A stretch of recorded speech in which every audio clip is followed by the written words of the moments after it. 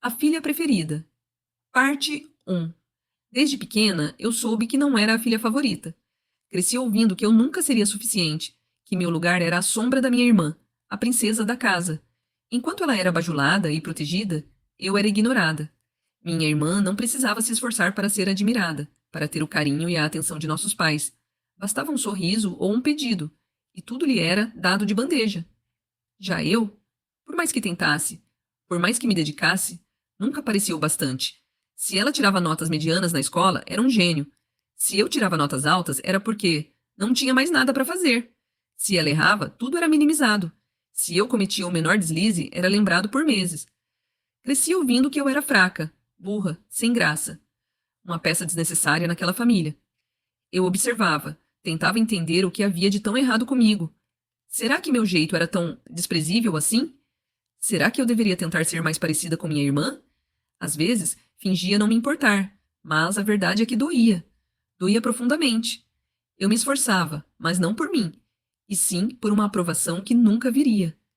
Meus pais tinham certeza de que eu era uma decepção anunciada. Para eles, eu nunca passaria de uma menina desajeitada, destinada a falhar, a depender deles para sempre. Suas palavras eram repetidas tantas vezes que, por um tempo, eu quase acreditei. Quase. Mas algo dentro de mim queimava. Um desejo insuportável de provar que estavam errados, de mostrar que eu era mais do que os olhos deles podiam ver. Então, enquanto minha irmã dormia até tarde, eu estudava. Enquanto ela era bajulada, eu trabalhava em silêncio. Enquanto riam de mim, eu absorvia tudo. Cada humilhação era mais um tijolo na fundação do meu futuro.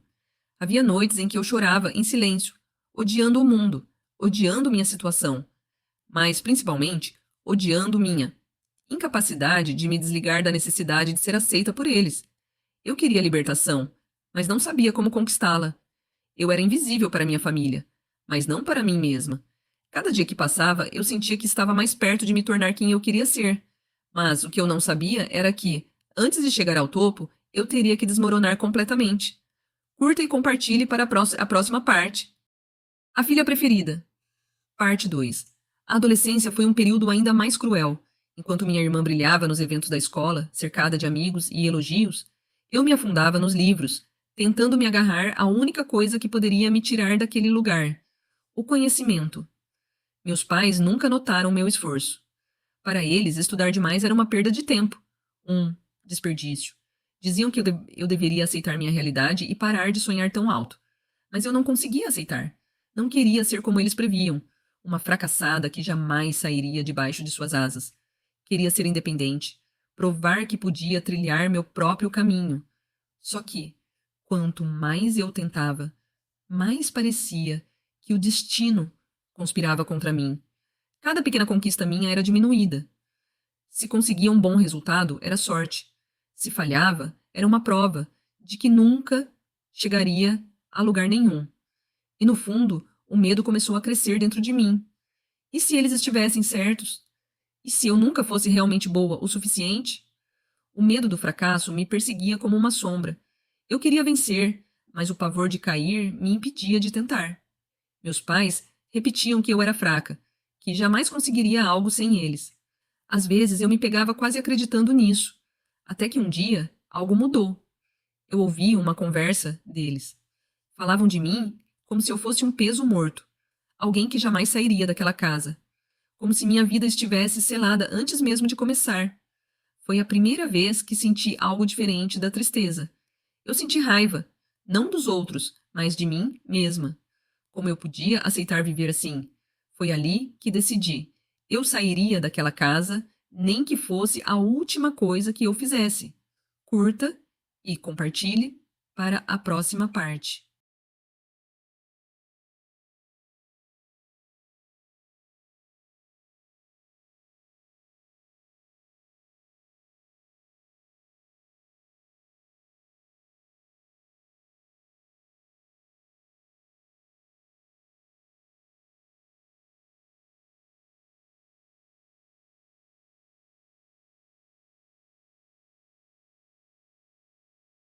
A filha preferida.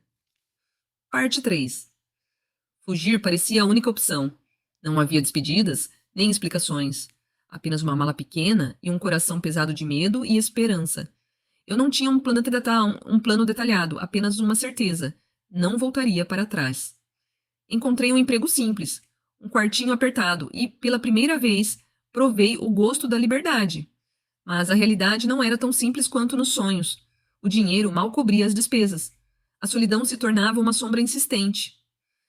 A cada dificuldade, a voz dos meus pais ecoava na minha mente. Você nunca vai conseguir sem a gente.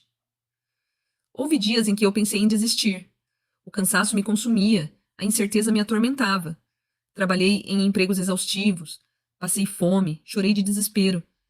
Mas cada vez que pensava em voltar, lembrava do desprezo no olhar deles, e então eu continuava. A primeira queda veio rápido. Um erro no trabalho, um chefe cruel, uma demissão inesperada.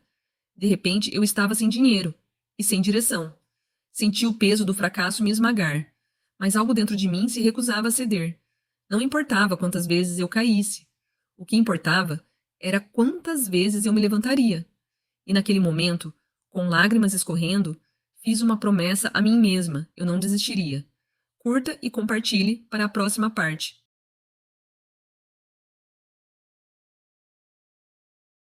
A filha preferida. Parte 4. A queda foi brutal. O mundo parecia me esmagar a cada erro, a cada dificuldade, e eu me perguntava se realmente tinha feito a escolha certa ao sair de casa. O medo era uma sombra constante, mas mesmo nos piores momentos, eu sabia que voltar não era uma opção. Eu não suportaria ouvir o "eu avisei" vindo dos meus pais. Então, me agarrei à única coisa que ainda me restava: a minha própria força. Aceitei trabalhos exaustivos, fiz cursos gratuitos, aprendi sozinha o que ninguém quis me ensinar.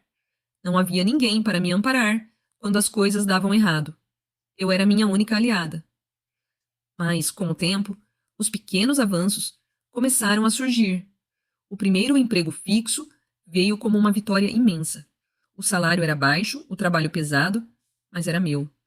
Pela primeira vez, eu não devia nada a ninguém. A sensação de independência era melhor do que qualquer aprovação que um dia desejei. Cada dia era uma luta, mas eu me recusava a ceder.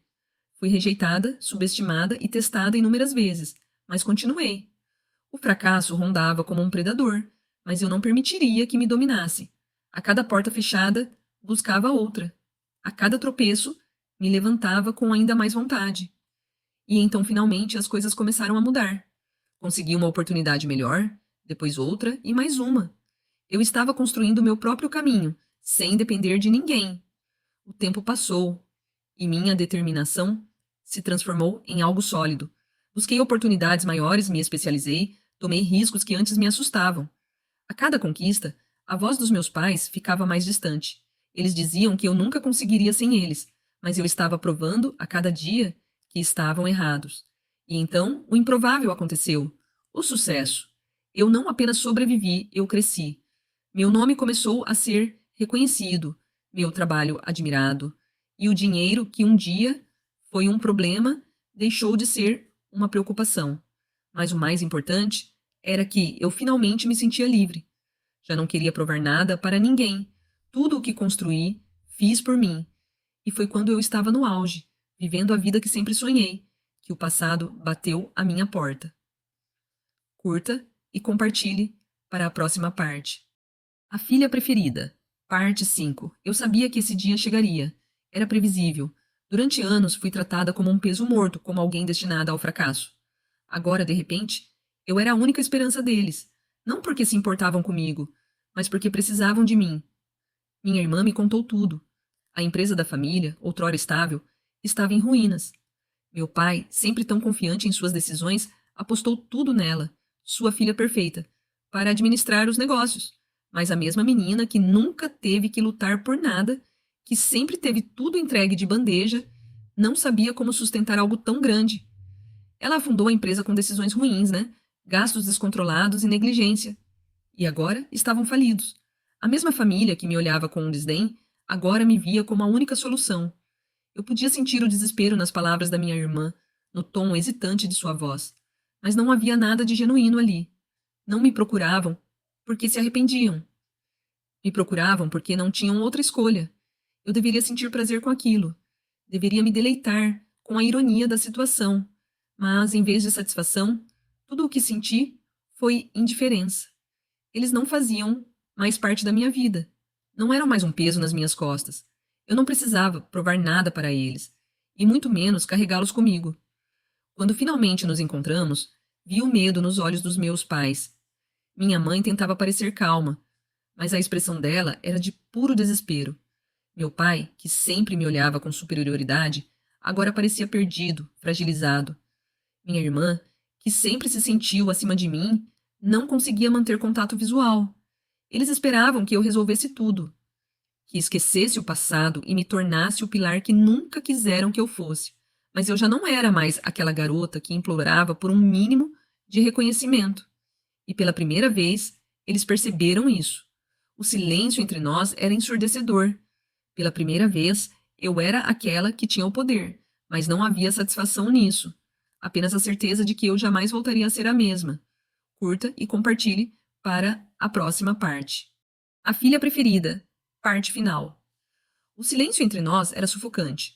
O peso de anos de humilhação e desprezo pairava no ar como um espectro invisível. Meus pais me olhavam como se estivessem diante de uma estranha. Mas eu não era uma estranha. Eu era apenas a filha, que eles nunca quiseram enxergar. Agora que não tinham mais nada, vinham a mim com promessas vazias e arrependimentos tardios. Minha mãe tentou sorrir, mas o medo em seus olhos era evidente. Meu pai, sempre tão seguro de si, agora parecia pequeno, perdido. Minha irmã, aquela que sempre esteve acima de mim, mal conseguia sustentar meu olhar. O desespero os consumia, mas não pelo que fizeram comigo, e sim pelo que perderam. E naquele momento, entendi. Não havia arrependimento sincero, apenas necessidade. Esperavam que eu estendesse a mão, que esquecesse o passado em nome do sangue que nos unia. Tentaram transformar suas falhas em histórias distantes, minimizar os anos de rejeição. Mas eu me lembrava, cada palavra dita, cada vez que me fizeram sentir insignificante. A cicatriz ainda estava lá, e por mais que agora fossem os necessitados, não significava que eu esqueceria tudo. O silêncio se desfez quando eu falei. Minha voz era firme, sem hesitação. Eu não os ajudaria financeiramente. Não daria a eles a solução fácil que esperavam. Mas, se quisessem tentar reconstruir uma relação verdadeira, sem interesses, poderiam começar do zero. Sem dinheiro. Sem favores. Sem manipulação. Foi um choque. Vi a decepção nos olhos deles, como se esperassem que eu assumisse a responsabilidade por seus erros, como sempre fizeram. Mas essa versão de mim não existia mais. Eu os deixei ali, diante do peso de suas próprias escolhas, e saí pela porta sem olhar para trás, porque naquele momento eu soube. Minha maior vitória não era ter dinheiro ou sucesso. Era ser livre. Siga, curta e compartilhe para a próxima história.